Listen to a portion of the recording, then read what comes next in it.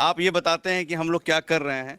तो मेरा नाम डॉक्टर धीरज है, मैंने एमडी एमआरसीपी डीएम गैस्ट्रो किया है। तो जो मेरा जो बचपन से इच्छा थी कि बहुत सारी डिग्रियां ली जाएं, मैं डॉक्टर की डिग्री देख के बड़ा मुझे अच्छा लगता था, तो उसी इच्छा के तहत मैंने सारी डिग्रियां अर्जित की। और अंत में मैंने जो पाया इलाज के दौरान कि बहुत बार मरीज में ये संकोच होता है कि हम प्राइवेट क्लिनिक पे जा रहे हैं, प्राइवेट हॉस्पिटल जा रहे हैं, वहाँ मेरे पास पैसे नहीं होंगे तो डॉक्टर साहब देखेंगे नहीं देखेंगे, जो जाँच लिखेंगे हो पाएगा कि नहीं हो पाएगा। बहुत बार जाँचें महंगी होती हैं, जरूरी भी होती हैं। तो ऐसे उस दुविधा को हम लोग दूर करेंगे इस जगह पे। और अगर आपके पास पैसे नहीं भी हैं और आपको लग रहा है कि इलाज की जरूरत है, तो हम लोग उसके लिए हमेशा तत्पर हैं और तैयार रहेंगे। अच्छा। और दूसरी बात यह है कि यहाँ मानवता के साथ, इमोशन के साथ पेशेंट को परिवार की तरह रखा जाएगा, परिवार की तरह देखा जाएगा। और हमेशा से हमारा मानना रहा है कि अगर मरीज को अपने परिवार की तरह, अपने भाई बंधु की तरह आप इलाज करते हैं तो इसका रिकवरी रेट भी बहुत अच्छा होता है।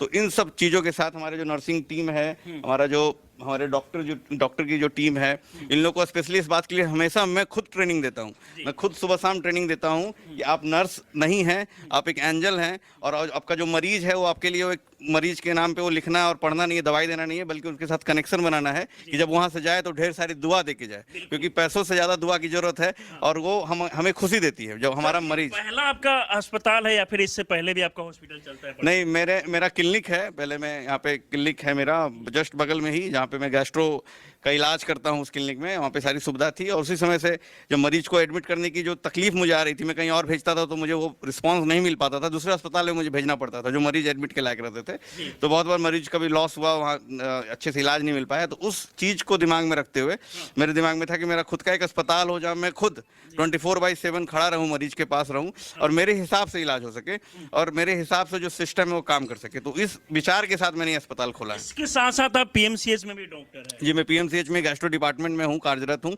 असिस्टेंट प्रोफेसर हूँ। वहाँ मंगलवार की मेरी ओपीडी होती है। और पीएमसीएच से मैंने एमडी भी किया है। और वहीं पे मैं फिर प्रोफेसर के रूप में नियुक्त भी हुआ हूँ। अच्छा, यहाँ पर सर ये बताइए कि किन किन बीमारियों का इलाज होगा यहाँ पे? देखिए, यहाँ पे ये मल्टी स्पेशलिटी हॉस्पिटल है। यहाँ पे हर एक विभाग के डॉक्टर जो हैं अवेलेबल हैं और हर एक विभाग का इलाज है। जैसे अगर बात कीजिए बच्चों के लिए निकू एनआईसीयू की व्यवस्था भी है, एक दिन से बच्चा हो, एक दिन का हो या फिर कोई भी बच्चा हो। दूसरी सर्जरी की सारी व्यवस्था है। मेरी जो वाइफ हैं डॉक्टर सोनल, खुद गायनकोलॉजिस्ट हैं, तो गायनी की सारी सर्जरी, उसके अलावा जनरल सर्जरी, लैप्रोस्कोपिक। पत्नी दोनों लोग डॉक्टर हैं? हाँ हाँ। अच्छा मैम, आप भी डॉक्टर है? हाँ।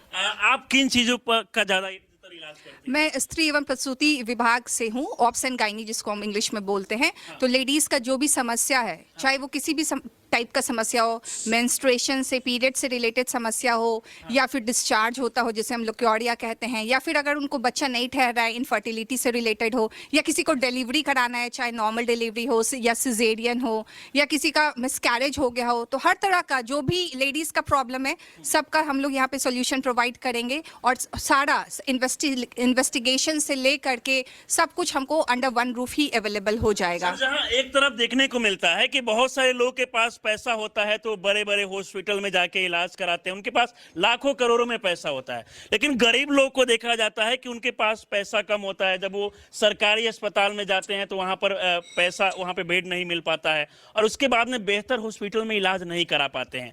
आपके हॉस्पिटल के बारे में पता चला कि यहाँ पर काफी कम पैसे में इलाज किया जाता है, क्या फी है यहाँ का सर? देखिए, मैंने ओपीडी मैंने बताया कि पहला ऐसा अस्पताल होगा जहाँ विशेषज्ञ लोग जो एमडी मेडिसिन है, हमारे डॉक्टर गौरव हैं और भी जो डॉक्टर लोग रहेंगे, सर्जन, वो 50 रुपए में बस ओपीडी फीस लेंगे। 50 रुपए की ओपीडी, हाँ, ओपीडी फीस 50 रुपये रहेगी। और जो जांच होगी, अगर मैं सीबीसी की बात करूंगा तो सीबीसी जो एक महंगी जांच होती है, जहाँ 200 में होती है, 30 से 40 रुपए में सीबीसी कर दी। 200 वाला जांच 30 से 40 रुपए में होगा और गरीब के लिए। और मैं जो जिनके पास पैसे हैं, तो मैं ये कहूंगा कि आप जो बड़े अस्पताल जाते हैं, कॉर्पोरेट अस्पताल जाते हैं, उससे ये अलग है। मैं क्यों ये भी बताऊंगा क्यों अलग है। मैं उन लोगों की बात करूंगा जिनके पास बहुत पैसा है और वो चाहते हैं कि उनका इलाज जो है पारिवारिक रूप से हो सके। ऐसा नहीं लगे कि एक सिस्टम उनका इलाज कर रहा है, मैनेजमेंट से इलाज चल रहा है, मशीन से इलाज हो रहा है। यहाँ पे मानवता से इलाज होगा। उनका इलाज में वो डिफरेंस वो फील करेंगे। आपको ये जरूर महसूस होगा, जो भी हमारे दर्शक सुन रहे हैं, कि आप यहाँ अगर आए हैं और आपसे अगर पैसा लिया जा रहा है, आप देने लायक हैं, तो आपका जो इलाज होगा वो ऐसा होगा कि ऐसा लगेगा कि कोई आपका परिवारजन ही आपका डॉक्टर बना हुआ है। कभी ऐसा ऐसा महसूस नहीं होगा जैसे कि कहा जाता है कि कई डॉक्टर ऐसे हैं जो मतलब मरीजों से पैसा ज्यादा लेते हैं, लूटने का काम करते हैं, तो यहाँ पर एकदम घर परिवार जैसा सब कुछ लगेगा। बिल्कुल, और घर परिवार जैसा लगेगा। और हर एक चीज में शुरू से मेरा रहा है कि अगर कोई पेशेंट आईसीयू में है, वेंटिलेटर पे है, तो उसको हर एक 2 घंटे की उसको जो है चीजें उसको बताई जाएंगी, क्या स्थिति है, नहीं है, क्यों है।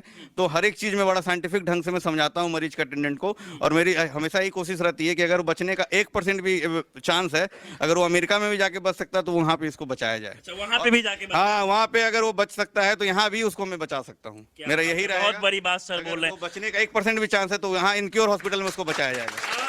उसको किसी भी तरह से हम लोग उसको बचाएंगे, चाहे उसके लिए हम लोग को जितनी मेहनत करने पड़े। और हम लोग ऐसे मरीज निकाले भी हैं। हम लोग ये अस्पताल जो आज इनॉग्रेट हुआ है, बट कुछ इमरजेंसी केस हमने लिया है कुछ दिन पहले, और कुछ मरीज अभी नीचे आपको मिलेंगे, आप उनसे भी बाइट ले सकते हैं। नीचे एक हैं, इनके छोटू जी नाम है, नीचे अभी आईसीयू में थे, इनको नीचे शिफ्ट किया गया है। वो बिल्कुल मरनासन स्थिति में थे, सब जगह से वेंटिलेटर पे रहे 7 दिन, सब जगह से खून आ रहा था शरीर के हर एक जगह से। डीआईसी बोलते हैं इसमें, 90% मोटिलिटी है।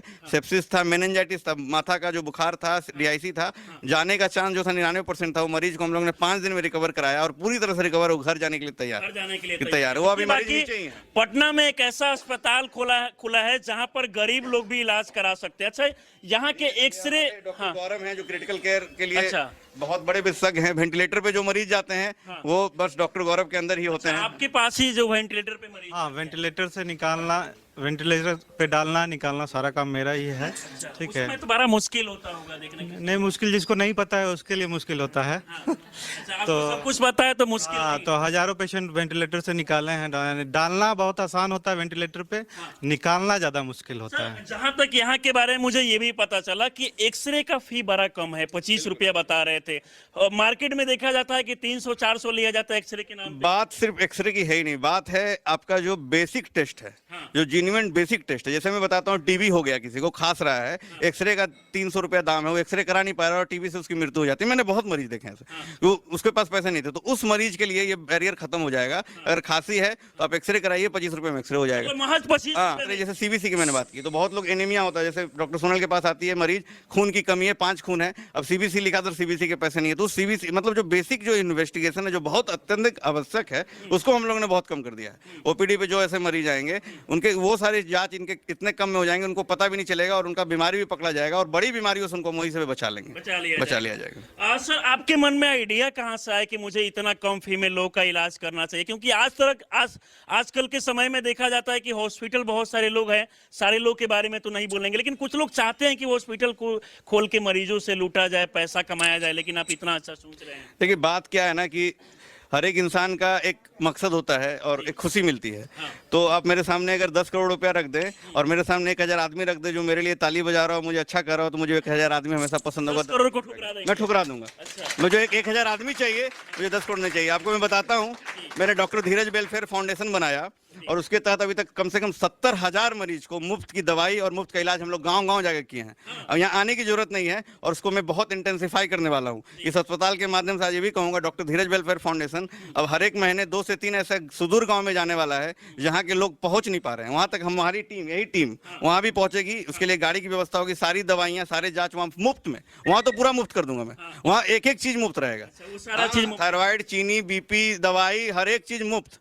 गांव में अगर मैं जा रहा हूं तो मैं उनके लिए जा रहा हूं, उसको पूरा मुफ्त किया जाएगा उनको बिल्कुल, क्योंकि ऐसे लोग हैं जिसके लिए जो ये जो व्यवस्था है इतनी भी नहीं है कि बेचारे गाड़ी पकड़ के यहाँ तक आ सके। तो मैं उन लोगों तक पहुंचूंगा फाउंडेशन, बिल्कुल। और इस चीज़ को मैं बहुत पूरे बिहार राज्य में मैं फैलाने वाला हूँ और बहुत जल्द आपको ये देखने को बहुत सारे मिलेगा। हॉस्पिटल में सर ये भी देखने को मिलता है कि मरीजों का सही तरीके से इलाज नहीं हो पाता है, रेफर कर दिया जाता है बाहर।